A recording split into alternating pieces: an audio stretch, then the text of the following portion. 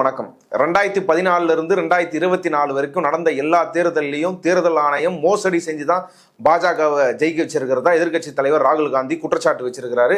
அது மட்டும் இல்லாம நாங்க ஆட்சிகள் வந்தா ரிட்டையர்டான தேர்தல் அதிகாரி உட்பட எல்லாரையுமே தண்டிப்போம், கைது செய்வோம் சொல்லி பகிரங்கமா அறிவிச்சிருக்கிறாரு. தேர்தல் ஆணையம் குறித்து ஒரு வெடிகுண்டு இருக்குது, அதாவது வலுவான ஆதாரம் இருக்குது, அதை அம்பலப்படுத்துறது கூடிய சீக்கிரம் அதை வெளியிட போறோம், வர 5ஆம் தேதி அதை வெளியிட இருக்கிறோன்றதையும் சேர்த்து அறிவிச்சிருக்கிறார். அது என்ன ஆதாரம் தேர்தல் ஆணையத்துக்கு எதிராக இருக்குது, என்ன மாதிரி முறைகேட்டில் ஈடுபட்டிருக்கிறாங்க அப்படின்ற விவரங்கள்ல தான் இன்னைக்கு நம்ம இந்த வீடியோல பார்க்க இருக்கிறோம். இது குறித்து பேசுறதுக்காக திரு கரிகாலன் அவர்கள் நம்மோடு இணைந்துள்ளார். வாருங்கள், அவரோடு பேசுவோம். வணக்கம். வணக்கம். இந்திய தேர்தல் ஆணையத்துக்கு எதிராக ராகுல் காந்தி ஒரு வெடிகுண்டு வச்சிருக்கிறதாவும், அதை நான் போட்டேன்னா தேர்தல் ஆணையமே இருக்காது, அது மொத்தமா அம்பலப்பட்டு போயிடும் மக்கள் மத்தியில் அப்படின்னு சொல்றாரு. அப்படி என்ன ஒரு ஆதாரத்தை, வலுவான ஆதாரம் இருக்கு என்கிட்ட அப்படின்னு சொல்றாரு. அது என்ன ஆதாரம், என்ன பிரச்சனை சொல்ல வர்றாரு? இப்ப ராகுல் காந்தி இந்தியாவில் தொடர்ச்சியாக இவிஎம் குறித்து உரையாடுபவர். தேர்தல்களில் எப்படி இந்திய தேர்தல் ஆணையம் மோசடியில் ஈடுபடுது அப்படின்றத தொடர்ச்சியா பேசிட்டு இருக்கிறாரு. இப்ப இந்த பீகார்ல நடைபெறுகின்ற எஸ்ஐஆர் அது வெறும் வாக்குகளை பறிப்பதல்ல, உங்கள் எதிர்காலத்தையும் பறிக்கிற ஒரு நடவடிக்கை அப்படின்னு பீகார்ல போய் அங்க தேஜஸ்வி யாதவ், இந்தியா கூட்டணி எல்லாம் ஒரு போராட்டத்தை அங்க கம்யூனிஸ்டுகள் எல்லாரும் சேர்ந்து நடத்தி இருக்கிறாங்க. அப்படி தொடர்ச்சியா பேசிட்டு இருக்கிறாரு. ஏற்கனவே அவர் ஒரு ஆதாரத்தை வெளியிட்டார் தேர்தல் ஆணையம் தொடர்பா. அதுல என்னன்னா, மேட்ச் பிக்சிங் மகாராஷ்டிரா அப்படின்னு இந்தியன் எக்ஸ்பிரஸ்ல ஒரு கட்டுரை எழுதியிருந்தாரு. மகாராஷ்டிராவில் எப்படி மோசடி நடந்துச்சு அப்படின்னு. இப்போ அவர் குறிப்பிட்டு கர்நாடகாவில் கிட்டத்தட்ட இந்த 2024 தேர்தல் முடிந்த பிறகு எல்லா தொகுதிகளையும் நாங்கள் ஒரு டீம் போட்டு ஆய்வு செஞ்சுக்கிட்டு இருக்கிறோம். அப்படி நாங்கள் ஆய்வு செய்ததில் எங்களுக்கு அதிர்ச்சிகரமான தகவல் கிடைத்திருக்கிறது.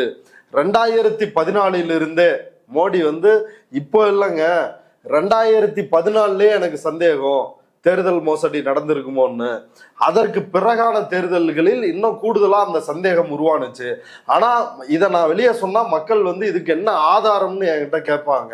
இப்ப அவர்களிடம் முன்வைக்க என்னிடம் எந்த ஆதாரமும் இல்லை. அதனால இப்போ ஒர்க் பண்ணி ஆதாரங்களை கொண்டு வந்திருக்கிறோம் அப்படின்னா, ஏற்கனவே மகாராஷ்டிரா எலெக்ஷன்ஸ் பத்தி நாடாளுமன்ற தேர்தலுக்கும் அதற்கு பிறகு 5 மாதங்களில் நடந்த சட்டமன்ற தேர்தலுக்கும் இடையிலான அந்த வேறுபாட்டை அவர் அம்பலப்படுத்தி இருந்தாரு. இப்ப அதே போல கர்நாடகாவில் நாடாளுமன்ற தேர்தல் முடிந்த பிறகு கர்நாடகாவில் எப்படியெல்லாம் மோசடி நடந்திருக்குது அப்படின்னு ஆய்வு செஞ்சிருக்கிறாரு. குறிப்பிட்ட தொகுதியில் 6.5 லட்சம் வாக்காளர்கள்ல 1.5 லட்சம் பேர் போலி வாக்காளர்கள் அப்படின்றத நாங்க கண்டுபிடிச்சிருக்கிறோம் அப்படின்றதையும் சொல்லி இருக்கிறாரு. கர்நாடகாவில் வர்ற 5ஆம் தேதி ராகுல் காந்தி நேரடியாக போய் இந்த போராட்டத்தில் அவரே ஈடுபட போறாரு. ராகுல் காந்தி இந்த தேர்தல் வெற்றி, பாஜகவினுடைய தேர்தல் வெற்றி, தேர்தல் ஆணையத்தினுடைய மோசடி, இப்ப இதெல்லாம் இருக்குல்ல, இதை பத்தி நல்லா சொல்லிருக்கிறாரு. என்னன்னா, ஒரு கதை இருக்கும்ல ஊர்ல, ராஜாவோட உயிர் 7 மலை 7 கடலுக்கு அப்பால் உள்ள ஒரு கிளியின் உடலில் உள்ளது. அந்த மாதிரி இந்தியாவில் இருக்கிற ராஜாவினுடைய உயிர் அப்படின்றது இவிஎம் மிஷினுக்குள்ளதான் இருக்குது, அவருடைய ஆன்மான்றது அதுக்குள்ளதான் இருக்குது அப்படின்னு சொல்லியிருந்தாரு. அது மிக பொருத்தமான ஒரு விஷயம். சும்மா சாணக்கியன் இவர் இறங்கினாருன்னா கிழிச்சிருவாரு, கேப்பையை நட்டுருவாரு அப்படின்னு அமித்ஷா சொல்றாங்க. கேவலமா இருக்குது. இதுக்கு பேரு தான் சாணக்கியத்தனமா? இது கூட மக்கள்கிட்ட உனக்கு செல்வாக்கே கிடையாது. நீ எல்லா தேர்தல்களையும், குறிப்பா 2019 தேர்தல், 2024 தேர்தல், இதுக்கு இடையில பல்வேறு மாநிலங்களினுடைய தேர்தல்கள், குறிப்பா மகாராஷ்டிரா, குஜராத், ராஜஸ்தான், அதே போல மத்திய பிரதேஷ், இது போன்ற தேர்தல்களை காங்கிரஸ் இழந்தது, தோற்றது. அவங்களுக்கு கிடைச்ச வாய்ப்பெல்லாம் பறிக்கப்பட்டுச்சு. பீகார்ல தேஜஸ்வி யாதவுக்கு கிடைக்க வேண்டிய வாய்ப்பு பறிக்கப்பட்டது. 165 தொகுதிகளில் வெறும் 5000 ஓட்டு வித்தியாசத்துலதான் வெற்றி தோல்வி தீர்மானிக்கப்பட்டிருக்கிறது. 15-20 ஓட்டு எல்லாமே வெற்றி தோல்வியை தீர்மானிக்கிறதுல ஒரு முக்கியமான அம்சமா இருந்திருக்குது. அப்ப இப்படி இருக்கும் பொழுது அதுல கோல்மால், இப்படி தொடர்ச்சியா இவங்க தோல்வியை சந்தித்திருக்கிறார்கள். இப்ப இவ்வளவும் நடந்திருக்குது. ஆனா சாணக்கியர்ன்றாங்க. நீ எலெக்ஷன்லயும் கோல்மால் பண்ற, நீ கோல்மால் பண்ணி உன்னால ஜெயிக்க முடியல, அதுக்கப்புறம் கட்சிகளை, அதில் இருக்கிற எம்எல்ஏக்களை விலைக்கு வாங்குற, அதுக்கப்புறம் அந்த கட்சியை உடைக்கிற, அதுக்கப்புறம் மொத்த கட்சியையும் தன்னோட சேர்த்துக்கிற. இன்னைக்கு ஓபிஎஸ் ஓட நிலைமை என்ன ஆயிருச்சு? இப்ப எதிர் முகாமில் முதலமைச்சரிடம் தஞ்சம் தேடும் நிலையில் தான் ஓபிஎஸ் இருக்கிறாரு, ராமதாஸ் இருக்கிறாரு, பிரேமலதாவும் இருக்கிறாங்க. இவங்கெல்லாம் எதிர் முகாமில் இருந்தவர்கள். இப்ப அந்த நிலைமைக்கு வந்திருக்கிறாங்க. இதுல ஓபிஎஸும் ராமதாஸுக்கும் ஏற்பட்டு இருக்கின்ற அந்த நிலை, அதற்கு மிக முக்கியமான காரணம் பாஜக. அதே போல விஜயகாந்த் பாஜகவோடு கூட்டணி வைத்ததனுடைய விளைவுதான் அவர் இந்த அளவுக்கு ஒரு சரிவை சந்தித்து காணாமல் போனதற்கான காரணம். ஒரு மக்கள் விரோத கூட்டணி. இப்ப இவர்கள் எல்லாரும் இந்த நிலைமையில வந்து இருக்கிறாங்க. அப்படி இந்தியா முழுக்க இந்த மோசடிகளை எப்படி அம்பலப்படுத்தி இருக்கிறார்கள் அப்படின்றத நாங்க மக்கள்கிட்ட சொல்ல போறோம். இந்தியாவில் தேர்தல் முறை செத்து விட்டது, இந்தியா தேர்தல் ஆணையம் செத்து விட்டது அப்படின்னு வெளிப்படையாக குற்றம் சாட்டுறாரு. இந்த ஞானேஷ்குமார் இருக்காருல்ல, மோடியால் கொண்டு வரப்பட்டு சட்ட திருத்தம் கொண்டு வரப்பட்டு மோடியால் நியமிக்கப்பட்ட அந்த ஞானேஷ்குமார் இந்திய தலைமை தேர்தல் ஆணையர், அவர் வந்து இசிஐ பேஜ் முழுக்க போனீங்கன்னு வைங்களேன், பெரும்பாலும் ராகுல் சொல்ற ஸ்டேட்மெண்ட் எல்லாமே இவர் எங்களை மிரட்ட பார்க்கிறார், இவர் வந்து உண்மையை பேசவில்லை, இவரிடம் ஆதாரம் இல்லை அப்படின்னு பொய்யா சரடுகளா வந்து இவர் வைக்கிற குற்றச்சாட்டுகள்லாம் நேர்மையாக எதிர்கொள்ளாமல் மிக கேவலமாக இந்திய தேர்தல் ஆணையம் வந்து நடந்துட்டு இருக்குது. அதை ராகுல் காந்தி அம்பலப்படுத்த போறேன்னு சொல்லிருக்கிறாரு.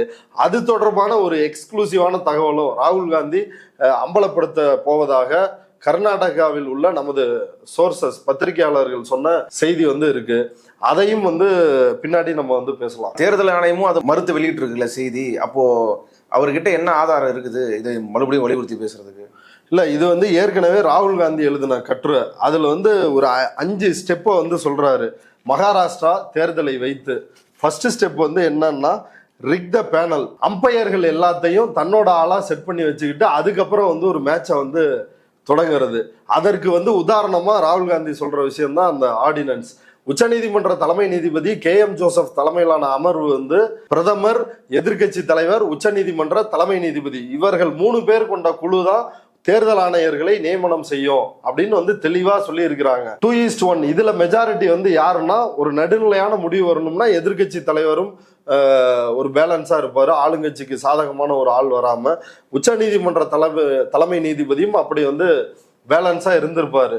ஆனால் இதை அவசரமாக நாடாளுமன்றத்தில் ஒரு சட்ட திருத்தம் கொண்டு வந்து பிரதமரால் முன்மொழியப்படுகின்ற கேபினெட் அமைச்சர், அவரோட ஆளு, அப்புறம் எதிர்கட்சி தலைவர், இதுல 2:1 பெரும்பான்மை யாருன்னா மோடி. இப்ப இதுல ஒண்ணுமே வந்து பண்ண முடியாது. அப்ப மோடி நேரடியாக இந்த பேனலை உடைச்சு இந்த அம்பையரை, தன்னோட அம்பையரை வந்து இந்த ஆட்டத்துக்கு போட்டு ஒரு ஆட்டத்தை வந்து ஆடலாம் அப்படின்னு வந்து தொடங்குறாரு. அதான் முதல் பாயிண்ட். அடுத்து, inflate the voter register with fake voters, போலியான வாக்காளர்களை உருவாக்கி வாக்காளர் பட்டியலில் ஊடுருவுவது. அதுல மிக மிக அருமையான ஒரு உதாரணம் மகாராஷ்டிரா எலெக்ஷன் வச்சு சொல்றாரு. 2019 மகாராஷ்டிரா சட்டமன்ற தேர்தலில் இருந்த வாக்குகள் வந்து எவ்வளவு அப்படின்னா 8,98,00,000 வாக்குகள் வந்து இருந்துச்சு. அது 5 ஆண்டுகளுக்கு பிறகு 2024 நாடாளுமன்ற தேர்தலில் 9,29,00,000 வந்து அது உயர்ந்து இருக்குது. அதாவது 5 ஆண்டுகளில் 31,00,000 வாக்காளர்கள் ஆட் ஆயிருக்கிறாங்க. அவங்களுக்கு எல்லாம் வயது வந்து இந்த வாக்காளர் பட்டியலில் வந்து ஆட் ஆயிருக்கிறாங்க. ஆனா இதற்கும் இது வந்து 2024 நாடாளுமன்ற தேர்தலுக்குள்ள 5 வருஷத்துல 31 லட்சம். அடுத்த 5 மாதங்களில் சட்டமன்ற தேர்தல் வருது. அதற்குள் வாக்காளர் பட்டியலில் 41 லட்சம் வாக்காளர்கள் வந்து சேர்க்கப்பட்டிருக்கிறாங்க. அதாவது நாடாளுமன்ற தேர்தலுக்கும் சட்டமன்ற தேர்தலுக்கும் இடையில் 5 மாதங்கள், 5 ஆண்டுகளில் 31 லட்சம் வாக்காளர்கள் வந்து சேர்க்கப்பட்டிருக்கிறாங்க பட்டியல்ல. ஆனா 5 மாதத்தில் 41 லட்சம் வாக்காளர்கள் சேர்க்கப்பட்டிருக்கிறாங்க. இதுல ராகுல் காந்தி கொடுத்த அடுத்த முக்கியமான டேட்டா என்ன அப்படின்னா, மகாராஷ்டிராவை பொறுத்த வரைக்கும் இந்த 41 லட்சத்தை கூட்டி 9,70,00,000 வாக்காளர்கள் அப்படின்றதான தேர்தல் ஆணையம் கொடுத்திருக்கிறது. அந்த எண்ணிக்கைன்றது எதோட வந்து ஒப்பிட்டு பார்த்தா காமெடியா இருக்குதுன்னா, அங்க இருக்கிற அடல்ட், வயது வந்தோர், 18 வயதிற்கு மேற்பட்டவர்களே 9,54,00,000 பேர் தான். ஆனா வாக்காளர் பட்டியல்ல இருக்கிறவங்களோட மொத்த எண்ணிக்கையில 9,70,00,000 பேர் வந்து இருக்கிறாங்க. இந்த மாதிரி ஒரு சாதனையை மோடியால் தான் பண்ண முடியும். தோழர் அசோக் சொன்ன மாதிரி சந்திரமண்டலத்துல இருந்து கூட ஆட்களை இறக்கி ஓட்டு போட வைக்க முடியும். சந்திரமண்டலத்துல வந்து வெறும் ஆண்கள் தான் இருக்கிறாங்க, ஆண்கள் தான் அங்க புள்ள பக்குறாங்க அப்படின்னு கூட இந்த நாட்டு ஊடகங்களில் செய்தி வர வைக்க முடிகிற அளவிற்கு மக்களை ஏமாளிகளாக நம்ப வைக்கின்ற நிலைமையில் இந்த மோடி வந்து நினைச்சுக்கிட்டு இருக்கிறாரு. இப்ப அடுத்து 3வது பாயிண்டா வந்து ராகுல் காந்தி சொல்றது என்னன்னா, எந்த அளவுக்கு ஓட்டு வந்து பதிவாயிருக்குது, இதனோட டர்ன் அவுட் வந்து என்ன அப்படின்னு சொல்லி. அதாவது 5 மணி வரை வந்து வாக்குப்பதிவு வந்து முடியும். அப்போ வந்து ஒரு அப்போதைய நிலவரத்தை சொல்லுவாங்க, எவ்வளவு வாக்குப்பதிவு நடந்திருக்குது அப்படின்னு. மறுநாள் தான் அது மொத்தமா டேலி பண்ணி ஃபைனலா ஒரு எக்ஸாக்ட் நம்பர் வந்து சொல்லுவாங்க. அது வந்து 0.50% அந்த அளவுக்கு குறைவாகவோ அல்லது 1% கூடுதலாகவோ, 1% குறைவாக இருக்கலாம், 1% கூடுதலா இருக்கலாம், அவ்வளவுதான் இந்த நம்பரு அப்படின்றது வந்து வேரி ஆகும். ஆனா மகாராஷ்டிராவோட சட்டமன்ற தேர்தல் அந்த போலிங் டைம்ல வந்து 5 மணிக்கு இவங்க சொன்ன வாக்குப்பதிவு நம்பர் என்ன அப்படின்னா 58.22%. பிறகு மறுநாள் வந்து காலையில ஃபைனல் ரிப்போர்ட் வந்து அவங்க கொடுப்பாங்கல்ல, அதுல வந்து எவ்வளவு அந்த நம்பர்னா 66.05%. அப்ப கிட்டத்தட்ட 7.83% வந்து இன்க்ரீஸ் ஆயிருக்குது வாக்குகளா சொல்லணும்னா 76 லட்சம் வாக்குகள் வந்து மாலை 5 மணிக்கு மேல வந்து பதிவாயிருக்குது. 2019 வந்து இப்படி ப்ரொவிஷனல் டர்ன் அவுட் அப்ப மாலை 5 மணிக்கே கொடுக்குற நம்பர் எவ்வளவு அப்படின்னா 2019 60% வாக்குப்பதிவு. ஃபைனலா அவங்க கொடுத்த ரிப்போர்ட் என்னன்னா 59.50% தான் டர்ன் அவுட். இதுல 0.50% வந்து குறைவா இருக்குது ஃபைனல் டர்ன் அவுட்டுக்கும் இதுக்கும். 2014 பதிவான வாக்குகள் 62%. அதனோட ஃபைனல் டர்ன் அவுட் 63.08%, 1.08% அதிகரிச்சிருக்குது. அதே போல 2019 60.46% வாக்கு பதிவாயிருக்குது. அதாவது அன்றைய நிலவரப்படி மாலை 5 மணி நிலவரப்படி. மறுநாள் காலை இறுதி நிலவரப்படி 61.10% இன்க்ரீஸ் ஆயிருக்குது. அதாவது 0.64% அது வந்து இன்க்ரீஸ் ஆயிருக்குது. ஆனால் 2024 நாடாளுமன்ற தேர்தலில் 58.22% அப்படின்றது மாலை 5 மணி வாக்குப்பதிவு முடிந்த உடனே தேர்தல் ஆணையம் கொடுக்கிற நம்பரு. ஆனா மறுநாள் காலையில் அவங்க கொடுத்த நம்பர் வந்து 66.05%. இந்த வித்தியாசம் வந்து முன்பு இருந்ததை விட இது வந்து பல மடங்கு வந்து அதிகம். இப்ப மற்றதெல்லாம் 0.5% அல்லது 1% தான் டிஃபரன்ஸ் வருது. எப்படி 2024 சட்டமன்ற தேர்தலில் மட்டும் இவ்வளவு பெரிய டிஃபரன்ஸ் எப்படி வந்துச்சு அப்படின்றது முக்கியமான கேள்வி. இப்ப அடுத்து அதுக்கு விடை சொல்லும் விதமா ராகுல் காந்தி வந்து சொல்றாரு, மகாராஷ்டிராவில் 1 லட்சம் பூத்து இருக்குது, அதுல 12,000 பூத்தும் கிட்டத்தட்ட 85 சட்டமன்ற தொகுதிகளுக்கு உட்பட்டது. இந்த தொகுதிகள்ல தான் நாடாளுமன்ற தேர்தலில் பாஜக மிக மோசமாக பெர்ஃபார்ம் பண்ணுது. அதுல வந்து கடுமையான பின்னடைவை சந்திக்குது. காங்கிரஸ் தான் வந்து 30 இடங்களை கைப்பற்றுறாங்க. 48 இடங்கள்ல இந்தியா கூட்டணி அங்க வந்து 30 இடங்களை வந்து கைப்பற்றுறாங்க. ஆனா அந்த தொகுதிகள்ல தான் இந்த வாக்குகளை, போலியான வாக்குகளை வந்து ஆட் பண்றாங்க பாஜக. அதை எப்படி வந்து இவர் சொல்றாரு அப்படின்னா, ஒரு வாக்காளர் வாக்களிப்பதற்கு 1 நிமிடம் ஆகுது அப்படின்னா, இப்ப 12,000 பூத்து, அத ஒரு பூத்துக்கு 600 ஓட்டு ஆவரேஜா வருதுன்னு வைங்களேன். இந்த ஆட் பண்ண எக்ஸ்ட்ரா ஓட்டு 600 ஓட்டு வருதுனாலும் 5 மணிக்கு அவங்க வந்து வாக்களிச்சிருந்தாலும் அதற்கு பிறகு 5 மணிக்கு பிறகு 7% வருதுன்னா ஒவ்வொரு பூத்துக்கும் 600 பேர் நின்று ஓட்டு போட்டிருக்கணும். ஆனா 600 பேர் ஓட்டு போடணும்னா ஒருத்தருக்கு 1 நிமிஷம்னாலும் 600 பேருக்கு 10 மணி நேரம் ஆகும். அது எப்படி 5 மணிக்கு மேல இது வந்து சாத்தியமாகுது? திடீர்னு வந்து எந்திரிச்சு வந்து எல்லாரும் வந்து எப்படி ஓட்டு போட்டார்கள் அப்படின்றது அடுத்த மிக முக்கியமானது. ஏற்கனவே பட்டியலில் எப்படி வாக்காளர்களை சேர்க்கிறாங்க, புதுசா 5 வருஷத்துக்கும் 5 மாசத்துக்கும் எவ்வளவு எண்ணிக்கை ஆட் பண்றாங்க அப்படின்றது. அதற்கு பிறகு பூத் வாரியா இது வந்து எப்படி நடந்திருக்குது, 5 மணிக்கு அப்புறம் தான் இந்த மோசடியை வந்து அரங்கேற்றி இருக்கிறார்கள் அப்படின்றத ராகுல் காந்தி மிக தெளிவா சொல்றாரு. அதுக்கு பிறகுதான் எந்தெந்த தொகுதிகளில் இப்படியான கோல்மால் நடந்துச்சோ அப்படி 85 தொகுதிகளையும் பாஜக கைப்பற்றி இருக்கிறது. அதுக்கு முன்னாடி பாஜக அந்த தொகுதியில ஒண்ணுமே இல்லை. இப்போ வந்து ஸ்ட்ரைக் ரேட் வந்து 89 வருது அப்படின்னா யோசிச்சு பாருங்க. ஒண்ணுமே இல்லாதவன் பெர்ஃபார்மே பண்ண முடியல, எங்கெல்லாம் தோத்தானோ அங்கெல்லாம் வந்து பெர்ஃபார்ம் பண்ணி வர்றான்னா யோசிச்சு பாருங்க. சினிமா படத்தில் கூட நடக்க முடியாத ஒண்ணு இதுல வந்து நடத்தி காட்டணும்னு நினைக்கிறாங்க. ராகுல் காந்தி ஏன் 12,000 பூத்துல தான் இது நடந்திருக்குது அப்படின்னு சொல்றாருன்னா, மீதி 88,000 பூத்துல இந்த மாதிரி வேகமான 5 மணிக்கு மேலான வாக்குப்பதிவு அந்த வேகம் இருந்துச்சு அப்படின்றது வந்து கிடையாது. வெறும் இந்த 12,000 பூத்துல தான் இருக்குது. மீதி இருக்கிற 88,000 பூத்துல அப்படி எதுவுமே நடக்கல. இப்ப அதனாலதான் ராகுல் காந்தி இதை தெளிவா சொல்றாரு. இதை வந்து தேர்தல் ஆணையத்துக்கிட்ட கேட்டா தேர்தல் ஆணையம் welcome trend in participation of youth, இளைஞர்கள் வந்து துடிப்போட வந்து வாக்களிக்கிறாங்க, அது எப்படியா 12,000 பூத்துல மட்டும் அப்படி வாக்களிச்சாங்க, மீதி 88,000 பூத்துல வந்து தூங்கிட்டாங்க அப்படின்ற ஒரு கேள்வி வருது இல்ல. அப்ப அங்கதான் வந்து இந்த மோசடி அப்படின்றது வந்து அரங்கேறி இருக்குது. உதாரணத்துக்கு கம்தி அப்படின்ற ஒரு தொகுதியை ராகுல் காந்தி குறிப்பிட்டு சொல்றாரு. அந்த தொகுதியில் காங்கிரசுக்கு ஆதரவா பதிவான வாக்குகள் நாடாளுமன்ற தேர்தலில் 1,36,000 வாக்குகள் காங்கிரசுக்கு விழுந்திருக்குது. பாஜகவுக்கு 1,19,000 வாக்குகள் விழுந்திருக்குது. இதுல பாஜக வந்து தோத்துருச்சு. ஆனா இதே தொகுதியில் கம்தி அந்த தொகுதியிலேயே சட்டமன்ற தேர்தலில் காங்கிரசுக்கு நாடாளுமன்ற தேர்தலில் 1,30,000 வாக்கு, சட்டமன்ற தேர்தலில் 1,34,000 வாக்குகள் காங்கிரசுக்கு விழுது. அப்போ அது கிட்டத்தட்ட சிமிலரா தான் இருக்குது, ரெண்டும் பெரிய வேறுபாடு இல்லை. ஆனா 1,19,000 வாக்குகளை வாங்கிய பாஜக 1,75,000 வாக்கு வாங்குது. கிட்டத்தட்ட 56,000 வாக்குகள் அதிகமாக பாஜக வந்து பெற்று இருக்குது. இது எப்படி சாத்தியமானுச்சு அப்படின்றத ராகுல் காந்தி விளக்குறாரு.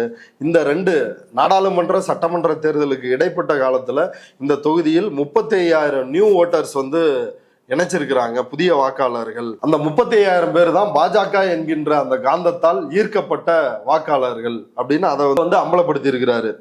அதாவது பிஜேபி வந்து 149 தொகுதிகளில் போட்டியிட்டு சட்டமன்ற தேர்தலில் 2024 சட்டமன்ற தேர்தலில் 132 இடங்களை மகாராஷ்டிராவில் வந்து கைப்பற்றுறாங்க. ஸ்ட்ரைக் ரேட் வந்து 89%. ஆனா ஒரு 5 மாசத்துக்கு முன்னாடி நடந்த நாடாளுமன்ற தேர்தலில் அவர்களுடைய ஸ்ட்ரைக் ரேட்டு வெறும் 32. 32க்கும் 89க்கும் எவ்வளவு பெரிய இடைவெளி இருக்கிறது. பாஜக எவ்வளவு பெரிய தேர்தல் தில்லுமுள்ள அரங்கேற்றுது, எங்க தோக்குறாங்களோ அங்க குறி வச்சு இந்த கோல்மாலை வந்து பண்ணி இதை வந்து அரங்கேற்றுறாங்க. அப்ப இதனுடைய இறுதி பார்ட் ராகுல் காந்தி வந்திருக்கிற முக்கியமான இடம் என்னன்னா, இது ஏற்கனவே எழுதப்பட்ட கட்டுரை. இப்போ இந்த சூழலுக்காக இதை வந்து விளக்கி சொல்றேன். இந்த தேர்தலை ஒட்டி பல்வேறு கேள்வி எழுந்த உடனே தேர்தல் ஆணையம் கடுமையா ரியாக்ட் பண்ண ஆரம்பிச்சிருச்சு. அதுக்கப்புறம் தான் கேலி பண்றது, இது பொய் அப்படின்றது.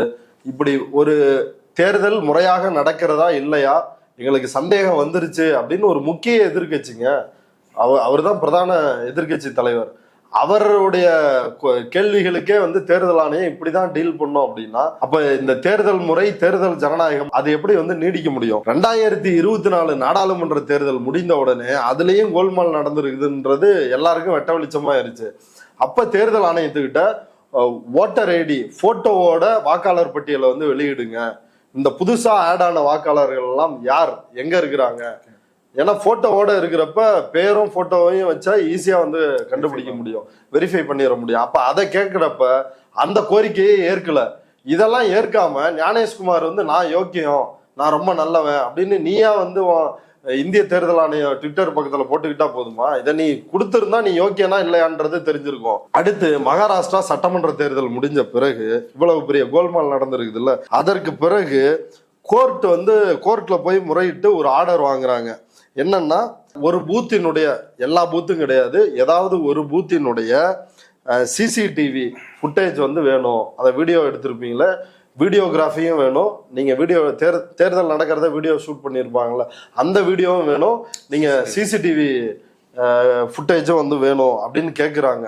இப்போ இதில் தான் வந்து இந்த மோடியினுடைய உயிர் வந்து இவிஎம்ல எப்படி இருக்குது அப்படின்றத வந்து புரிஞ்சுக்க வேண்டிய இடம். உடனடியாக மோடி அரசு என்ன செய்கிறாங்கன்னா, 1961 conduct of election rules, election நடத்தை விதிகள், அதில் செக்ஷன் 93 சப்கிளாஸ் 2A அதில் வந்து என்ன செய்கிறாங்கன்னா, சிசிடிவி ஃபுட்டேஜையோ எலக்ட்ரானிக்ஸ் ரெக்கார்டையோ அக்சஸ் பண்ணுறதை நாங்கள் ரெஸ்ட்ரிக்ட் பண்ணுறோம். அதுக்கு முன்னாடி வரைக்கும் பொதுமக்கள் அதை ஆய்வு செய்யலாம் அப்படின்னு அது இருந்துச்சு. இப்போ அதை என்ன பண்ணிட்டாங்கன்னா, அது வந்து ரெஸ்ட்ரிக்டட். அது வந்து இப்போ எல்லாமே மோடி ஆட்சியில் தானே, சீலிடப்பட்ட கவரில் நீதிமன்றத்தில் கொடுப்பார்கள், இதே மாதிரி தான். இது எல்லாமே ரகசிய ஆவணமாக மாறிடும். ரஃபேல்ல வந்து ஊழல் நடந்துச்சுன்னா அதுவும் ரகசிய ஆவணம் தேசத்தை இழிவுபடுத்தி விட்டார்கள் அப்படின்னு அதை எல்லாத்தையும் மறைச்சே தான் வந்து டீல் பண்ணுவாங்க. அப்படி இதையும் மக்களுக்கு தெரியக்கூடாது அப்படின்றதுனால உடனடியாக ஒரு சட்ட திருத்தம். யோசிச்சு பாருங்களேன், யார் தலைமை தேர்தல் ஆணையராக இருக்க வேண்டும் என்பதை நான் தான் முடிவு செய்வேன் அப்படின்றதுக்காக ஒரு சட்ட திருத்தம் உச்ச நீதிமன்ற தீர்ப்புக்கு எதிராக. அடுத்த சட்ட திருத்தம் வந்து அது எப்படி நீ ஃபுட்டேஜ் சிசிடிவி வீடியோ இதெல்லாம் வந்து கேட்டா தெரிஞ்சிரும்ல 5 மணிக்கு மேல என்ன நடக்குது ஒவ்வொரு பூத்துலயும் அப்படின்றது. அப்ப அதற்கு ஒரு சட்ட திருத்தம் கொண்டு வந்து அதை கொடுக்க முடியாது அப்படின்னு செய்யறாங்க. இப்ப இப்படித்தான் அயோக்கியத்தனங்களை அரங்கேற்றுகிறார்கள். வாக்காளர்களை சேர்ப்பது நீக்குவது அப்படின்ற ப்ராசஸ். இதை செய்வதன் மூலமாக இதை ஏற்கனவே இப்ப பீகார் போனோம், பீகார்ல எஸ்ஐஆர் அப்படின்ற ஒரு ப்ராசஸ், அதுல கிட்டத்தட்ட 65 லட்சம் வாக்காளர்களை நீக்கி இருக்கிறாங்க. அதுலயும் இதே மாதிரி தான். இதுல எப்படி 5 ஆண்டுல 31 லட்சம் வாக்காளர்கள் தான் பட்டியல்ல சேருவாங்க. ஆனா 5 மாதத்துல 41 லட்சம் பேர் எக்ஸ்ட்ரா வந்துருவாங்க. அதே போல அங்க ஓர் ஆண்டுக்கு 4 லட்சம் பேர் வந்து இறந்திருக்கிறாங்க. ஆனா 6 மாதத்தில், இந்த 6 மாதத்தில் ஜனவரியிலிருந்து இன்னைக்கு தேதி வரைக்கும் 6 மாதத்தில் 22 லட்சம் பேர் வந்து இறந்து போயிட்டாங்க. அப்படின்னு இவர்களை எல்லாரையும் பட்டியலை விட்டு நீக்கி கிட்டத்தட்ட 65 லட்சம் பேர், இப்போ டிராஃப்ட் பட்டியல்ல 65 லட்சம் பேரை நீக்கி இருக்கிறாங்க. இன்னும் ஃபைனலா வரப்போற லிஸ்ட்ல கிட்டத்தட்ட 1.5 கோடி பேர் வரைக்கும் இந்த எண்ணிக்கை தொடும் அப்படின்னு யோகேந்திர யாதவ் வந்து கருத்து தெரிவிச்சிருக்கிறாரு. தன்னுடைய அச்சத்தை வெளிப்படுத்தி இருக்கிறார். ஏன்னா யார்கிட்டயுமே டாக்குமெண்ட் இல்ல. இதுல இவ்வளவு நேரம் நம்ம பேசிட்டு இருந்தது எஸ்ஐஆருக்கு முன்னாடியே ஆண்டுதோறும் நடக்கின்ற ஸ்பெஷல் சம்மரி ரிவிஷன், சிறப்பு சுருக்க திருத்தம் அப்படின்றது வாக்காளர் பட்டியலில் நடைபெறுகிறது. அதிலேயே இவ்வளவு பெரிய முறைகேடுகள் இவர்கள் அரங்கேற்றிதான் தேர்தலை வெல்கிறார்கள், தேர்தலை திருடுகிறார்கள். அப்ப எஸ்ஐஆர் அப்படின்ற தனி ப்ராசஸ் எதுக்கு அப்படின்னா அது முழுக்க குடியுரிமையை பறிப்பது. எங்கிருந்தோ கைபர் போலன் கணவாய் வழியாக இந்தியாவிற்குள் வந்த இந்த ஆரிய பார்ப்பன கூட்டம் இன்றைக்கு இந்தியாவினுடைய பூர்வகுடி மக்களை பார்த்து, இந்தியாவினுடைய மண்ணின் மைந்தர்களை பார்த்து இந்த ஆக்கிரமிப்பாளர்கள் நீ இந்தியனா நிரூபி, உன்கிட்ட சர்டிபிகேட் இருக்குதா அப்படின்னு கேட்கிறான்.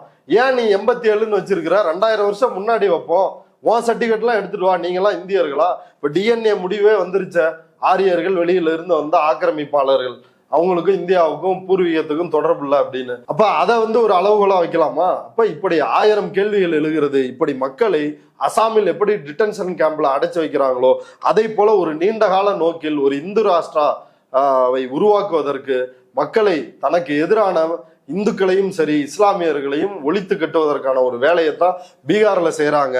அதையும் ராகுல் காந்தி வந்து கையில எடுத்து போராடுவோம் அப்படின்னு வந்து சொல்லிருக்கிறாரு. இப்ப அவங்க டிராஃப்ட் லிஸ்ட் வெளியிட்டுட்டாங்க, இனி வரப்போகுது.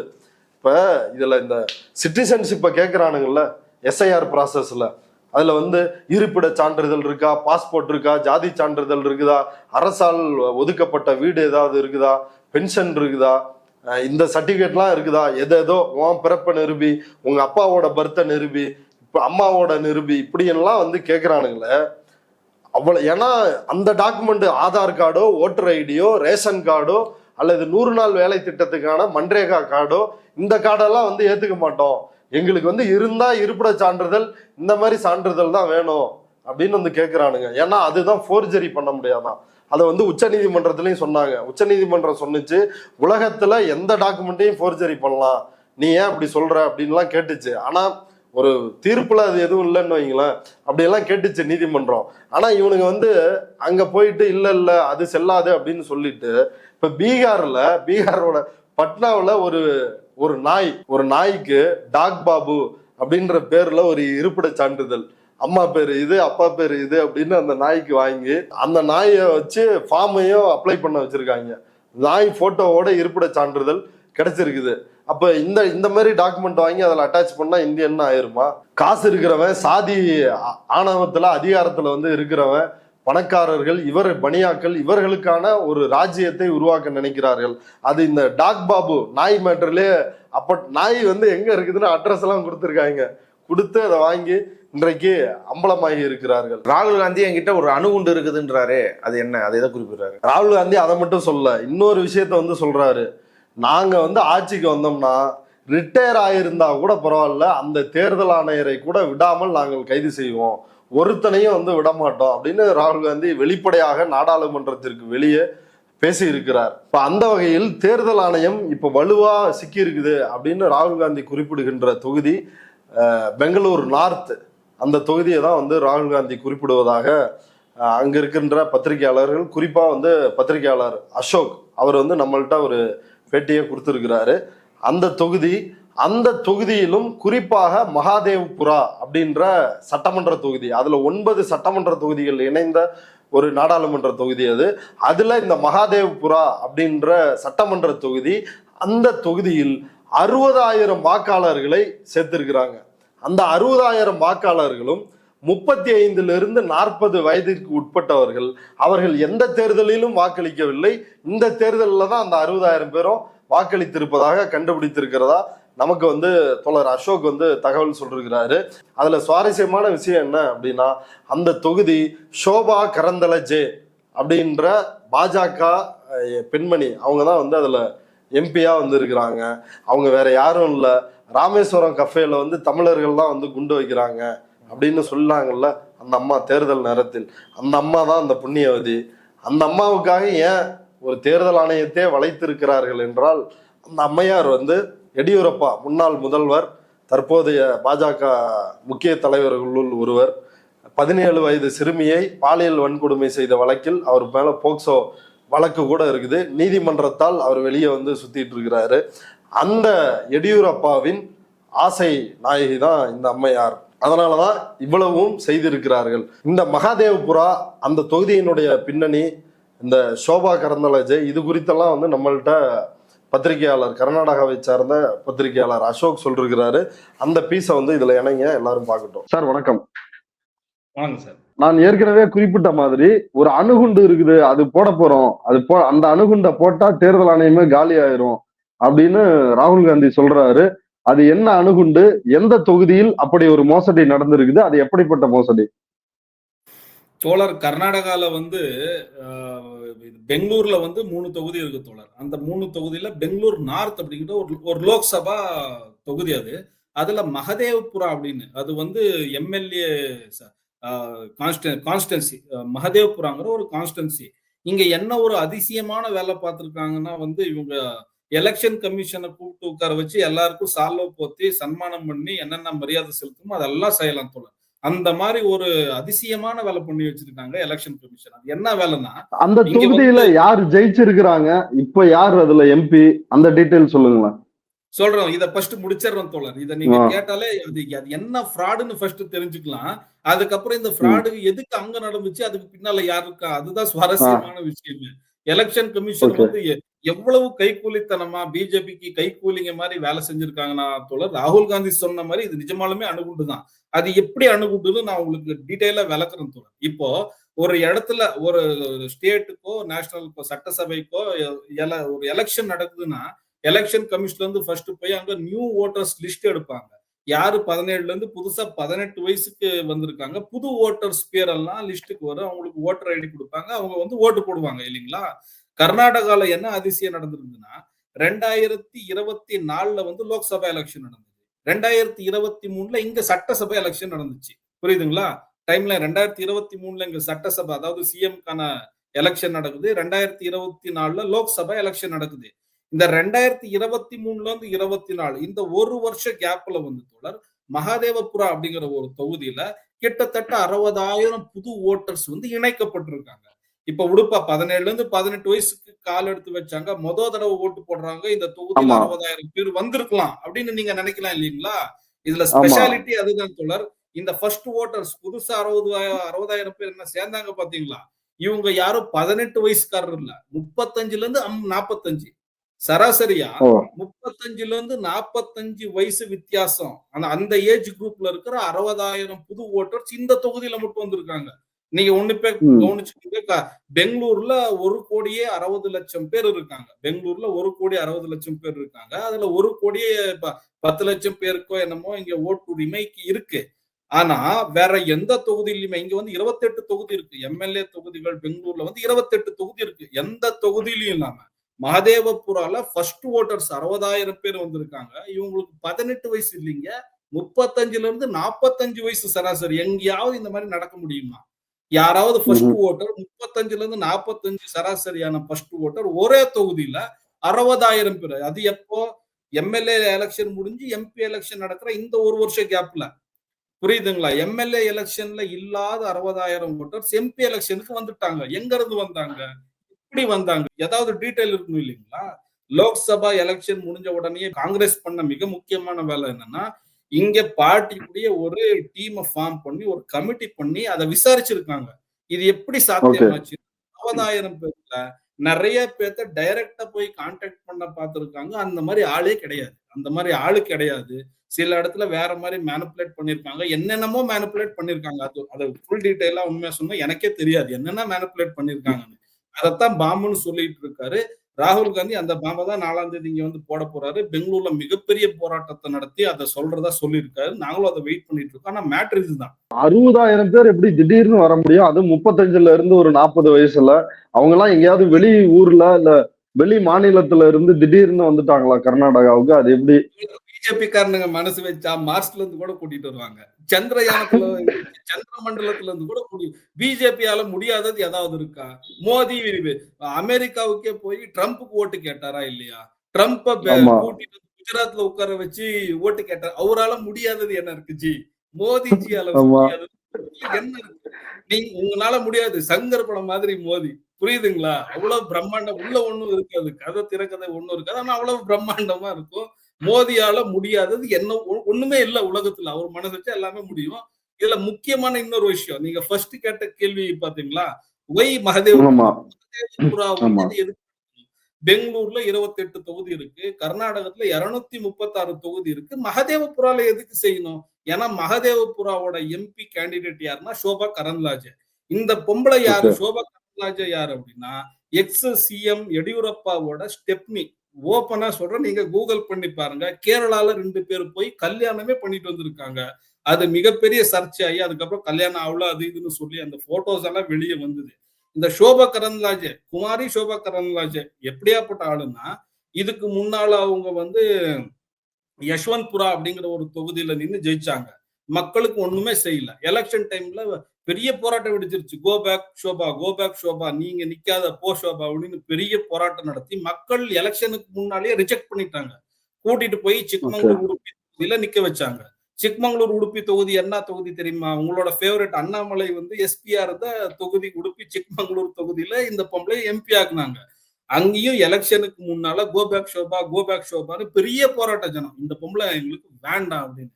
கடைசியில் அங்கிருந்து கூட்டிட்டு வந்து இப்போ 2024 எலெக்ஷன்ல இங்க நிக்க வச்சாங்க. எது பெங்களூர் நார்த்ல நிக்க வச்சாங்க. இந்த பெங்களூர் நார்த்ல வந்து 7 சட்ட எம்எல்ஏ தொகுதிகள் வருது. அந்த 9 எம்எல்ஏ தொகுதிகள் வருது. அந்த 9 எம்எல்ஏ தொகுதிகள்ல மகதேவபுராவும் ஒண்ணு. அந்த மகதேவபுரால இருக்கிற எம்எல்ஏ வந்து பிஜேபியோட எம்எல்ஏ. அவனோட சப்போர்ட்டோ இன்னென்ன சப்போர்ட்டோ தெரியல. அண்ட் ஷோபாவை ஜெயிக்க வச்சு ஆகணும். இங்க வந்து கருத்து கணிப்பு நாங்க எடுத்த தோழர் எம் ஃபேமஸ் கருத்து கணிப்புல, எலெக்ஷன் கருத்து கணிப்புல நாங்க தான் ஃபேமஸ். நாங்க ஜனங்கள்கிட்ட போய் பேசணும். எங்களுக்கே ஆச்சரியமா இருந்துச்சு. ஏன்னா இந்த தடவை அந்த தொகுதியில இருந்து நின்னவர் வந்து ஒரு ப்ரொஃபசர் ராஜீவ் கவுடா. அவரு இன்டர்நேஷனல் லெவல்ல எக்கனாமிஸ்ட். அவரு ஏதோ ஒரு காலேஜ்ல படிச்சவரு, எக்கனாமிஸ்டா வேலை பார்த்தவரு, யுனெஸ்கோல எல்லாம் வேலை பார்த்தது, யுஎன்ஓல வேலை பார்த்த பெரிய ஆடு. ஜனங்க ரொம்ப நல்லவரு, படிச்சவரு, மரியாதை தெரிஞ்சவரு, இவருக்கு தான் ஓட்டு போடுவோம்னு ஆயிரக்கணக்கான ஜனங்கள் ஓப்பனா சொன்னாங்க. நாங்களும் அதை எடுத்துட்டு வந்து ஷோபா வந்து இந்த இடத்துல ஜெயிக்கிற வாய்ப்பே இல்லை. இதுக்கு முன்னால யஷ்வந்த்புரா ஜனங்க எலெக்ஷனுக்கு முன்னால ரிஜெக்ட் பண்ணாங்க. உடுப்பி சிக்மங்களூர் ஜனங்க எலெக்ஷனுக்கு முன்னால ரிஜெக்ட் பண்ணாங்க. எங்கேயோ ரிஜெக்ட் ஆன பீஸ் இங்க வந்து பாஸ் ஆயிரும்னு எப்படி சொல்ல ஜனங்க வந்து எப்படி ஓட்டு போட்டுருவாங்கன்னு நாங்க உறுதியா சொல்றோம் அந்த பொம்பளை ஜெயிக்காதுன்னு. ஆனா அந்த பொம்பளையை ஜெயிக்க வச்சாகணும்னு எடியூரப்பா செஞ்ச வேலை. எடியூரப்பா பத்தி நான் சொல்ல தேவையில்லை. கர்நாடகாவோட பிஜேபி குடுமி இப்பயும் எடியூரப்பா கையில தான் இருக்கு. எடியூரப்பா என்ன சொல்றாரு, அவருதான் அல்டிமேட் லீடர். அந்த ஆளு என்ன சொல்றாரோ அதுதான் இங்க வேத வாக்கு. அந்த ஆளுக்கு வந்து சோபா கரந்த்லாஜே ஜெயிச்சே ஆகணும். அதுக்கு வேற ரீசன் இருக்கு, அதை நான் சொல்லிட்டேன். அந்த பொம்பளையை ஜெயிக்க வச்சு ஆகணுங்கிறதுனால இந்த மகதேவபுரால வந்து இதை வந்து அரங்கேற்றம் பண்ணியிருக்காங்க. ஆனா ஒரு நிஜமா ஒரு நல்ல விஷயம் என்னன்னா, காங்கிரஸ் பிஜேபிக்கு எதிராக நிறைய விஷயம் இருக்கு போராடுறதுக்கு. ஆனா நேஷனல் வைடு ராகுல் காந்தியை தவிர பிஜேபிக்கு எதிராக அந்த மாதிரி போராடுற ஒரு லீடர் நாங்க பார்த்ததே இல்லை. ஏன்னா முக்காவாசி காங்கிரஸ், நாங்க இங்க இருக்கிறோமே தோழர், முக்காவாசி காங்கிரஸ்லயே ஆர்எஸ்எஸ் வருது பாத்தீங்களா? கடைசி ஸ்பெல் முடியறதே RSS தான் முடியும். காங்கிரஸ்ல இருக்கிற முக்காவாசி பேரு சாஃப்ட் சங்கிங்க தான். முந்தா நாள் ஒருத்தர் தொடர் இங்க மூடிகிறேன்னு ஒரு தொகுதி இருக்கு. அந்த தொகுதியோட மாஜி லீடர் வந்து மோட்டம்மா, தலித் லீடர் தோழர், மிகப்பெரிய தலித் லீடர். மோட்டம்மாங்கிற மேடம் வந்து இப்ப எலெக்ஷன் இது பொலிட்டிக்கல் இதுல இருந்து ரிட்டையர்மெண்ட் ஆயிட்டு அந்த தொகுதி அவங்க பொண்ணுக்கு கொடுத்தாங்க, நயனா மோட்டம்மா அப்படின்னு. பெரிய தலித் லீடர், தலித் லீடரோட பொண்ணு அவங்க காங்கிரஸ்ல இருந்து நின்னு ஜெயிச்சுட்டு நேத்து RSS பார்ட்டி மீட்டிங்ல RSS ஏதோ ஒரு ப்ரோக்ராம்ல போய் கலந்துக்கிட்டு நாளைக்கு நான் பிஜேபிக்கு கூட போலாம், அரசியல் அதெல்லாம் சொல்ல முடியாது, நான் இங்க வந்திருக்கிறது என் தர்மத்தை காப்பாத்துறதுக்காக. அந்த தர்மத்தை ஆளுங்க இந்த பொம்பளை கோயிலுக்கு கூட விட மாட்டாங்க. அந்த பொம்பளைக்கே தெரியும், அவங்க அம்மா இதெல்லாம் அனுபவிச்சவங்க, மிகப்பெரிய தலித் லீடர் அவங்க அம்மா. இந்த மாதிரி RSSக்கு எதிராக மூவ்மெண்ட் கட்டிக்கிட்டு வந்து பேர் வாங்கினவங்க. அந்த அம்மாவோட பொண்ணு நயனா மோட்டமா, நான் RSSக்கு வருவேன், என் தர்மத்தை நான் காப்பாத்தணும், என் ரிலிஜியனை காப்பாத்தணும். அந்த பொம்பளைக்கு ரிலிஜியனோட அர்த்தம் தான் தெரியுமா? RS காரரு தலித்தை எப்படி நடத்துவாங்க, அதுலயும் ஒரு பெண்மணி எப்படி நடத்துவாங்கன்னு தெரியுமா? தெரியாதா? ஒன்னும் தெரியல தோழர். ஆனா இங்க இருக்கிற காங்கிரஸ்ல முக்காவாசி லீடரோட மனஸ்திதி இந்த பொம்பளையோட மனஸ்திதி ஒன்றும் டிஃப்ரெண்டா ஒண்ணும் இல்லை. இவங்க எல்லாமே ஒண்ணுதான். இவங்க எல்லாம் சாப்பிட்டு சங்கிங்க தான். இந்தியா வைடு பிஜேபிக்கு எதிராக போராடுறதுக்கு நிறைய அஸ்திரம் இருந்தாலும் அது எல்லாத்தையும் தூக்கி எறிஞ்சிட்டு சைலண்டா இருந்தாங்க. இன்னைக்கு என்னமோ பெங்களூர்ல 4ஆம் தேதி வந்து ஒரு மிகப்பெரிய போராட்டத்தை நடத்துறோம், வெடிகுண்டை போடுறோம் அப்படின்னு ராகுல் காந்தி சொல்லிட்டு இருக்காரு. ஆக்சுவலி கர்நாடகா பொறுத்த வரைக்கும் அது வெத்துக்குண்டு தான். ஆனா வெளி ஸ்டேட்டுக்கு அது வெடிகுண்டு. அது நாளைக்கு அது எப்படி ஒர்க் அவுட் ஆக போகுதுன்னு ராகுல் காந்தி கர்நாடகத்துக்கு வந்த வாட்டி தான் தோழர் தெரியும். இந்த மகாதேவபுரா அதனோட பேஸ் என்ன? அதனுடைய வாக்காளர்கள் யாரு பெரும்பான்மையா? இந்துக்களா, இஸ்லாமியர்களா, எந்த தரப்பினர்? அது தோழர் மகாதேவபுராங்கிறது வந்து மிக்சடு தோழர். அது வந்து ஐடி செக்டர் வந்து பூம்ல இருக்கிற ஏரியா. பெங்களூர்ல இருக்கிற எல்லா ஐடி கம்பெனியும் பெரும்பாலும் அந்த இதுக்கு தான் வரும். ஆக்சுவலி அங்க கொஞ்சம் வேற பகுதிக்கு கம்பேர் பண்ணா ஒரு 10% அங்க வந்து வெளியிருந்து வந்த புயன்படுறவங்க, வெளியிருந்து வந்த இவங்க வந்து கொஞ்சம் அதிகமா தான் இருக்கும். அண்ட் அங்க குறிப்பிட்ட நம்பர்ஸ்ல முஸ்லிம் ஓட்டர்ஸ் இருக்காங்க, தலித் ஓட்டர்ஸ் இருக்காங்க. தலித்லயும் ரைட் தலித், நாங்க என்ன மாதிகா அப்படின்னு சொல்லுவோம், அந்த மாதிகா கம்யூனிட்டி ஓட்டர்ஸ் கூட இருக்காங்க அங்க. எல்லாருமே மிக்ஸ் தாங்க. ஆனா அங்க வந்து பிஜேபியோட பேஸ் பெரிய லெவல்ல இருக்கு. அந்த பெங்களூரு நார்த்ல இருக்கிற 9 தொகுதிகளுக்கு கம்பேர் பண்ணா இங்க பிஜேபி பேஸ் கொஞ்சம் ஸ்ட்ராங்கா இருக்கு. அதனால இங்க வந்து பிஜேபிக்கு நிறைய ஓட்டு வந்த மாதிரி காட்டுனா வெறிய யாருக்கும் தெரியாது, பிரச்சனை வராது அப்படின்னு பண்ணிருக்காங்க. இதுல இன்னொரு விஷயம் என்னன்னா, ஒரு 8ல இருந்து 10,000 காங்கிரஸோட சம்பிரதாய ஓட்டுன்னு சொல்லுவாங்க பாத்தீங்களா, சில ஓட்டுகள் வந்து காங்கிரஸ் வேற எங்கேயும் போகாது. அந்த மாதிரி காங்கிரஸ் ஓட்டர்ஸையும் லிஸ்ட்ல இருந்து தூக்கி இருக்காங்க. கன்ஃபார்மா காங்கிரஸ் ஓட்டர்ஸ்னு தெரிஞ்சு சில பேர் நீக்கி இருக்காங்க, லிஸ்ட்ல இருந்து ஓட்டர்ஸ் நீக்கி இருக்காங்க, சேர்த்தவும் செஞ்சிருக்காங்க, சேர்த்தி மேட்ச் பண்ணிருக்காங்க. அங்க இருக்கிற ஓட்டர்ஸ் வந்து ஒரு கிட்டத்தட்ட ஒரு 8ல இருந்து 10 லட்சம் ஓட்டர்ஸ் வருவாங்க தோழர். அந்த 10 லட்சம் ஓட்டர்ஸ்க்குள்ள இந்த 6 லட்சம் ஒரு 60,000 பேர்த்த சேர்த்துனா அது ஒரு பெரிய டிஃபரன்ஸா தெரியாதுன்னு சேர்த்திருக்காங்க.